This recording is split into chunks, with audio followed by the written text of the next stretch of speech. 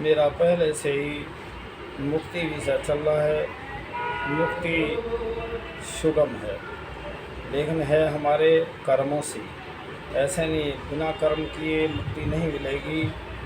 तो आज मैं जो भजन सुनाऊंगा वो आखिर को कुछ रह न जाए। जब मृत्यु सबकी होनी है, शरीर छूटना है और अंतिम समय हम ये न पछताएं कि ये काम नहीं किया। सबसे बड़ी बात यह है, जो आदमी प्रभु भक्ति में अपना जीवन बिताता है वो पछताता नहीं है। संसार के कार्य तो कभी पूरे ही नहीं होंगे। तो इस पर एक चर्चा मैं अभी करूँगा। मानव चोले को सफल बना ले इस तकदीर से, आखिर को कुछ रहने जाए सिकवा तकदीर से। संतों का संग करके ऐबों से जंग करके वाणी का बाण ले, मन को मलंग करके भक्ति में रंग करके सत्य की कमान ले। तुस कर मोह का सीना छलनी कर करनी के तीर से, मानव चोले को सफल बना ले इस तकदीर से, आखिर को कुछ रहने जाए सिकवा तकदीर से। आखिर पछताएगा तो रोएगा, चिल्लाएगा तो हो करे मजबूर फिर ठोकरें खाएगा तू राही, रह जाएगा तू मंजिल से दूर फिर। जकड़े हैं पाँव तेरे मोहे माया की जंजीर से। देखिए, अंत समय में शरीर को बुढ़ापा आना है और बुढ़ापा कष्टदायक होता है। तो उसमें वो अपनी सोच तरह तरह की करता है, मैंने ये ना किया, मैंने वो ना किया। जो प्रभु की भक्ति करते हैं, तीन चीज़ को जान लेते हैं, वो कभी भी उन्हें पछतावा नहीं होता। ये मनुष्य जीवन हमें धर्म, अर्थ, काम और मोक्ष के लिए मिला है। इसको हमें खाने पीने, सोने, बैठने और उसके लिए नहीं मिला है। ऐसे तो अन्य प्राणी भी करते हैं। तो इसलिए इस मानव जीवन की कीमत समझो। इसी से हम मुक्ति प्राप्त कर सकते हैं, जन्म मरण के बंधन से छूट सकते हैं, और कोई साधन इस आत्मा के लिए नहीं है। मानव चोले को सफल बना ले इस तकदीर से, आखिर को कुछ रह न जाए सिकवा तकदीर से।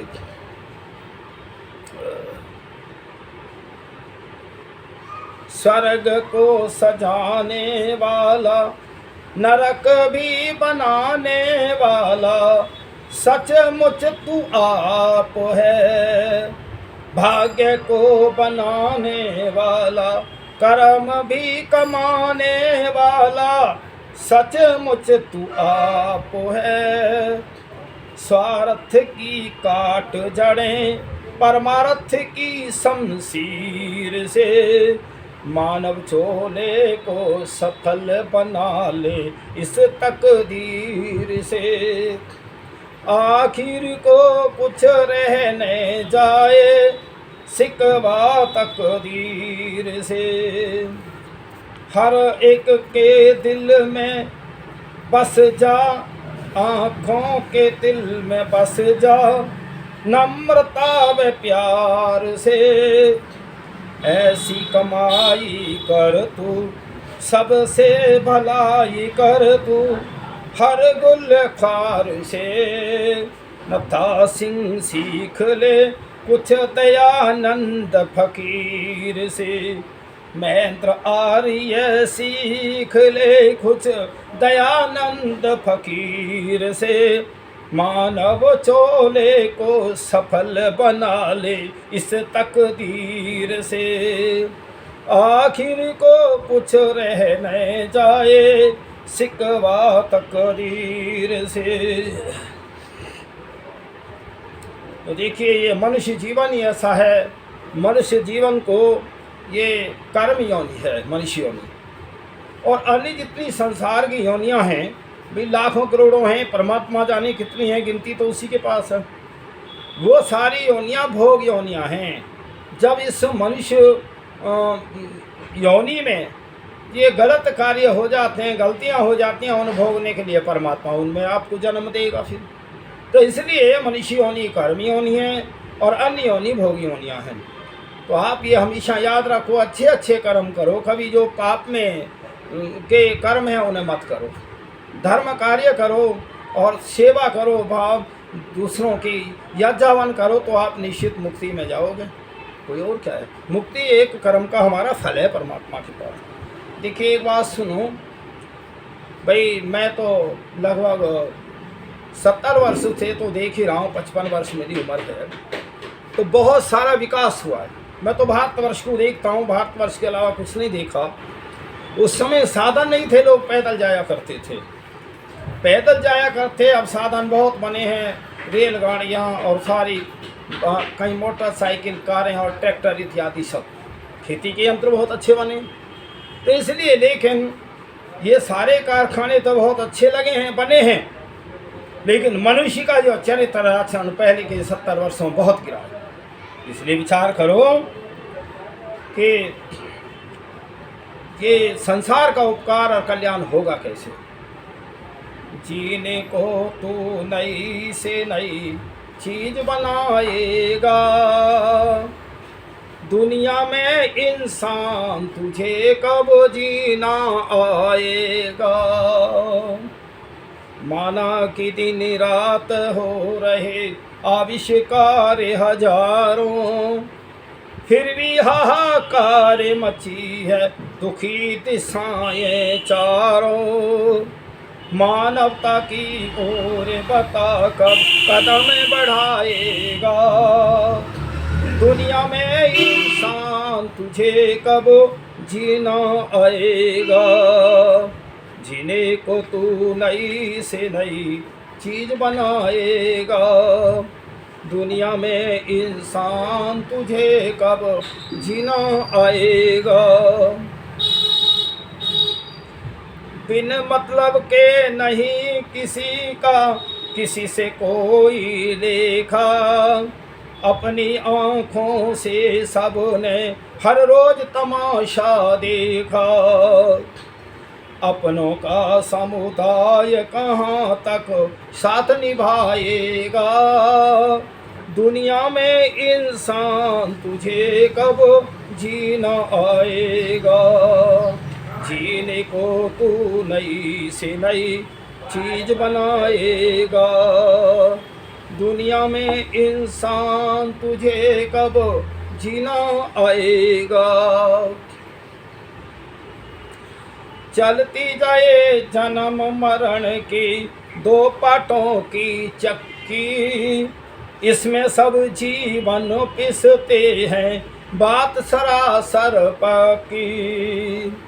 जो ईश्वर की शरण आ गया वह बच पाएगा। ईश्वर की शरण क्या है? ईश्वर की शरण ही तो मुक्ति है। अब जब मेरे ऐसे कर्म न होंगे कि अन्य योनियों में जाने के या मनुष्य योनियों में जाने के मुक्ति के होंगे, तो फिर मैं कहाँ रहूँगा? परमात्मा की शरण में ही तो रहूँगा। और यहाँ इसमें चर्चा आई थी दो पाठों की चक्की, दो रात और दिन दो पाठ चल रहे हैं, इसमें ही सब पिसते जा रहे हैं। और है क्या? इसलिए दुनिया में इंसान तुझे कब जीना आएगा, जीने को तू नई से नई चीज बनाएगा। दुनिया में इंसान तुझे कब जीना आएगा। बुरे काम का बुरा नतीजा निश्चित है तू जाने, फिर भी उल्टी चाल है तेरी और गाए उल्टे गाने। ओ आज पथिक तू मौज करे कल को पछताएगा। आज महेंद्र आर्य तू मौज करे कल को पछताएगा। दुनिया में इंसान तुझे कब जीना आएगा। जीने को तू नई से नई चीज बनाएगा। यह दुनिया में इंसान तुझे कब जीना आएगा। देखिए, आज तो हम खूब झपट मारी, दूसरों के मालों को झपट के खा खा के खूब वो हो रहे हैं, लेकिन ये कर्म जो है हमारा लेखा जोखा चल रहा है। तो कल को जो हमें पछताना पड़ेगा। आज जो हम बिना मेहनत की कमाई का जो इकट्ठा कर रहे हैं ये तो छूटेगा ही, लेकिन इसका जो कर्म अधर्म किया है वो फल अवश्य ही भोगना पड़ेगा। मैं अपने साधु समाज के लिए जो विद्वान है, तपस्वी हैं और जो भी विद्वान हैं भाई, जो मेरी वीडियो देर तक चलती हैं, तो जो शिक्षाप्रद बातें हों उनका आप प्रचार किया करें। आप भी पुण्य कमा लिया करें, ऐसा कोई बात नहीं है। आप खूब इनका प्रचार करें तो आप भी पुण्य के भागी हैं, आप मुक्ति के मार्ग पे चल रहे हैं। अच्छी बातों का सबको प्रचार करना चाहिए और घटिया बातों का किसी का वो प्रचार नहीं करना चाहिए। इसलिए भाई यही मुक्ति का मार्ग है। अब हम उस पर चर्चा करते हैं कि आज़ादी के बाद, भारत की आज़ादी की बात कह रहा हूँ, 70 वर्षों में हमने बहुत कुछ विज्ञान को बढ़ाया है। और जो पैदल जाया करते थे हम तो भाई बचपन में 10-10 किलोमीटर पे सैर हो, 20 किलोमीटर पे पैदल जाया करते थे। आज बड़े अच्छे साधन हैं। ये तो अच्छा हुआ है, हमारे वैज्ञानिकों ने, हमारे नेताओं ने बहुत अच्छा साधन बनाया है। ये तो अच्छी बात है उनकी, पर मनुष्य का जो आचरण गिरा है यहाँ कमी है। सड़क, नहर, ट्यूबवेल, बांध, इंजन, मोटर, विमान बने, यह सब कुछ बेकार है तब तक जब तक ना इंसान बने। उन्नतिशील देश नहीं होता टैंक तोप विमानों से। उन्नतिशील देश नहीं होता धन से भरे खजानों से। उन्नतिशील देश नहीं होता अस्त्र शास्त्र निर्माणों से। उन्नतिशील देश होता है उन्नतिशील जवानों से। देश को स्वर्ग बनाने की नित्य नई नई यहाँ प्लान बने, यह सब कुछ बेकार है जब तक न इंसान बने। सड़क, नहर, ट्यूबवेल, बांध, इंजन, मोटर, विमान बने, यह सब कुछ बेकार है जब तक ना इंसान बने।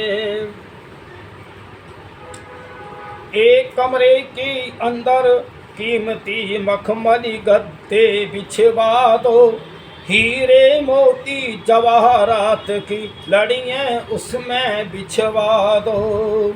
चारों तरफ कुर्सी मूढ़े एक मेज बीच में रखवा दो। गधे को सजा करके फिर उस कमरे में पहुंचा दो।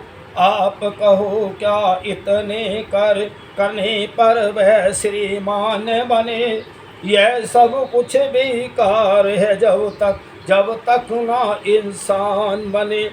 सड़क, नहर, ट्यूबवेल, बांध, इंजन, मोटर, विमान बने, यह सब कुछ बेकार है जब तक ना इंसान बने। महर्षि मनु एक बात कहते हैं, वो कहते हैं राजा जो है, राजा चारों वेदों का विद्वान होना चाहिए। चारों वेद राजा ने पढ़े हों अथवा 3 वेद पढ़े हों, 2 वेद पढ़े हों अथवा 1 वेद तो अवश्य राजा ने पढ़ा होना चाहिए। और फिर राजसभा की 3 सभाएं होती थी, एक राजसभा, एक धर्म सभा, एक न्याय सभा। तीनों सभाएं मिलकर के जो फैसला देती, न्याय देती, वो होना चाहिए था। वही नियम लागू अपने राज्य में होता था।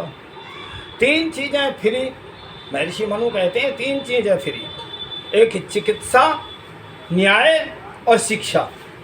तो जहाँ जिस विद्यालय के अंदर राजा का बच्चा पढ़े उसी में गरीब का पढ़े, तब पता लगेगा कि कौन जो है आगे बढ़ता है, कौन अच्छे नंबर लेके आता है, कौन अच्छा बनता है।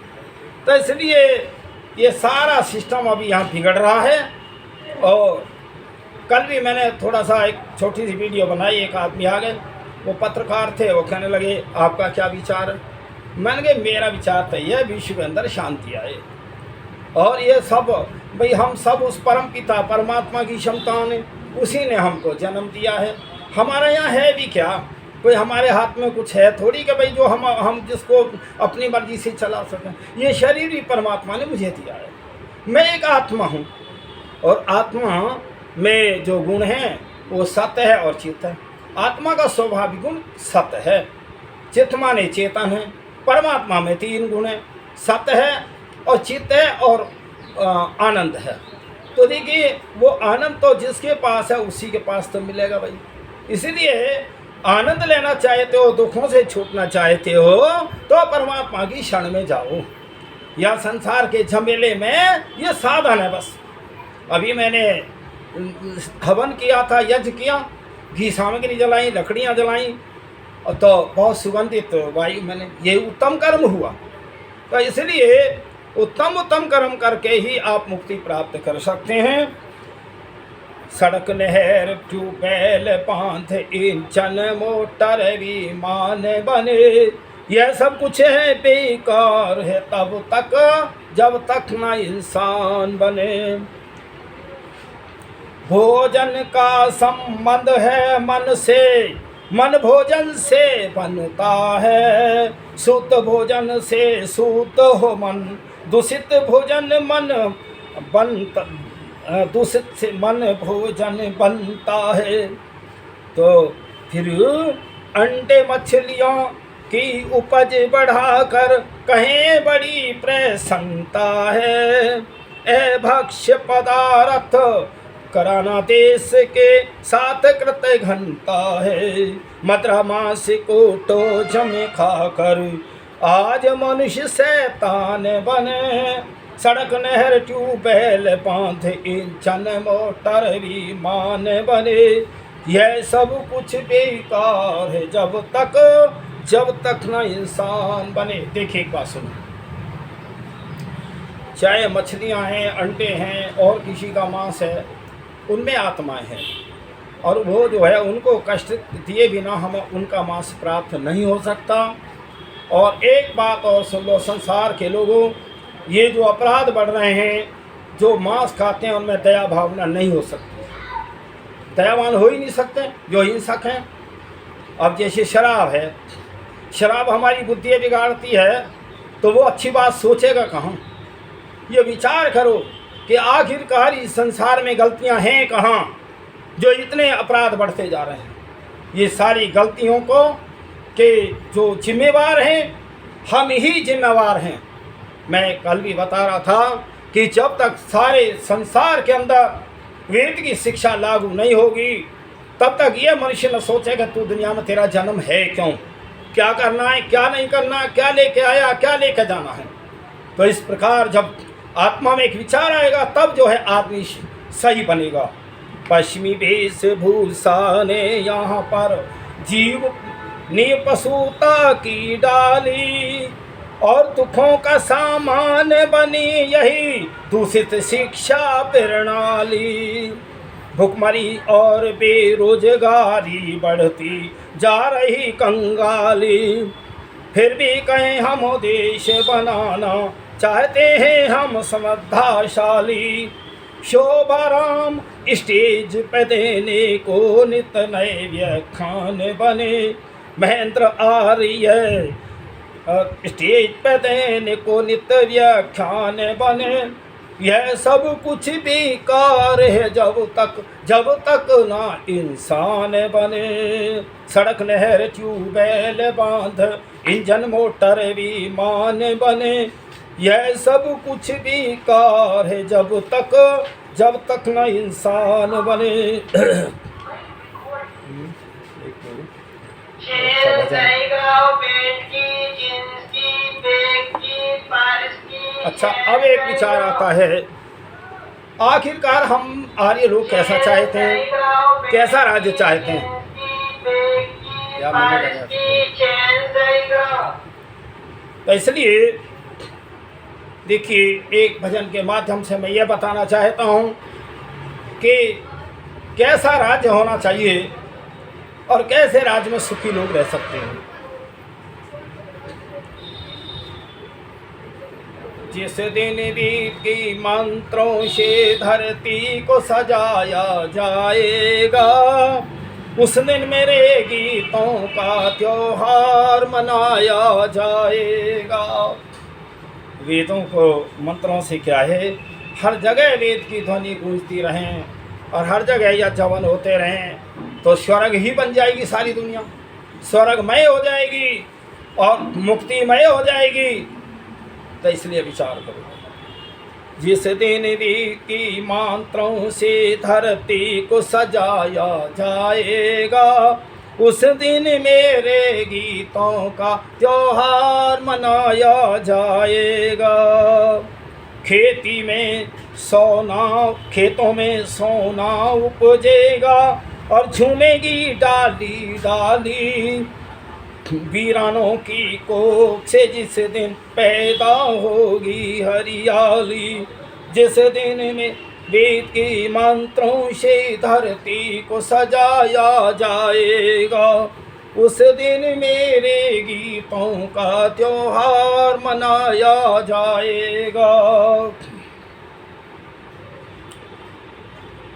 दीन अनाथों के घर में होगी जिस दिन खुशहाली, विधवाओं की सूने मस्तक पर चमक उठेगी जब लाली।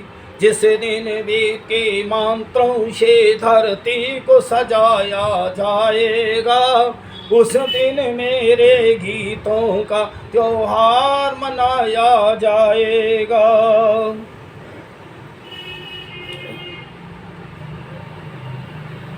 तीनों की कुटिया में जिस दिन दीप जलाया जाएगा, जिस दिन काले बाजारों में धन के चोर नहीं होंगे, जिस दिन का तीनों की कुटिया में जिस दिन दीप जलाया जाएगा, जिस दिन काले बाजारों में धन के चोर नहीं होंगे, जिस दिन रीत के मंत्रों से धरती को सजाया जाएगा, उस दिन मेरे गीतों का त्योहार मनाया जाएगा। मदिरा के सौदाई जिस दिन धन के चोर नहीं होंगे, अंडे मांस के खाने वाले रिश्वत खोर नहीं होंगी। मदिरा के सौदाई जिस दिन धन के चोर नहीं होंगे, अंडे मांस के खाने वाले रिश्वत खोर नहीं होंगे। जिस दिन वेद के मंत्रों से धरती को सजाया जाएगा, उस दिन मेरे गीतों का त्योहार मनाया जाएगा।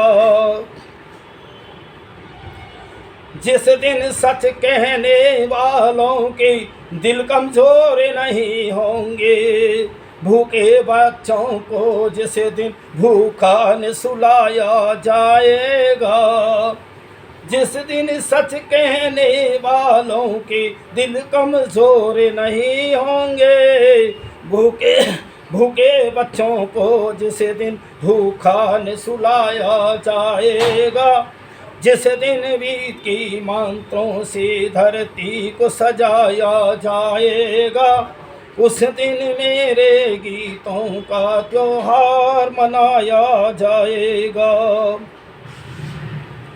जिस दिन वीर शहीदों की कुर्बानी की पूजा होगी, देश के हित में सब कुछ दे गई उस रानी की पूजा होगी।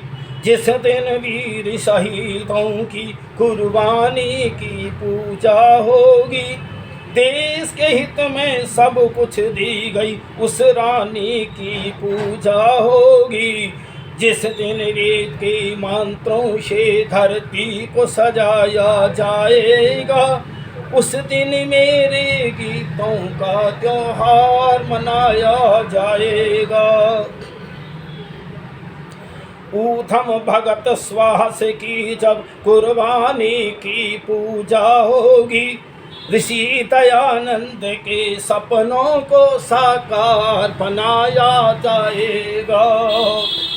ऊधम भगत सुभाष की जब कुर्बानी की पूजा होगी, ऋषि दयानंद के सपनों को साकार बनाया जाएगा।